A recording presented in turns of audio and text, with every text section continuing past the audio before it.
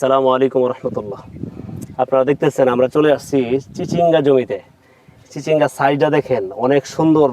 দুইটা চিচিঙ্গা এখানে লম্বা এবং প্রায় অনেকটাই সোজা হয়েছে এবং খুব সুন্দর চিচিঙ্গা। এই চিচিঙ্গাটা হচ্ছে আপনার স্টার্স কোম্পানির রানার।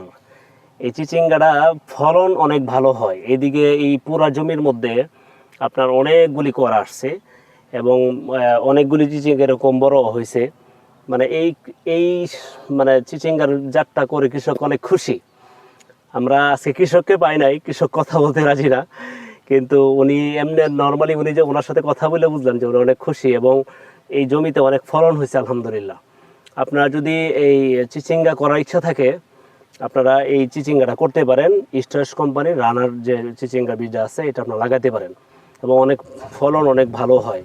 আরেকটা বিষয় হচ্ছে চিচিঙ্গার মধ্যে কিন্তু ওই বলা পোকার অনেক আক্রমণ হয়। আপনারা এই বলা পোকার ওষুধটা রেগুলার ব্যবহার করবেন এবং জমিতে যদি ঠিকমতো খাবার দেন, আশা করি ইনশাল্লাহ আপনাদের এই চিচিঙ্গার ফলন ভালো হবে আশা করি। তা আশা করি সকলে বুঝতে পারছেন।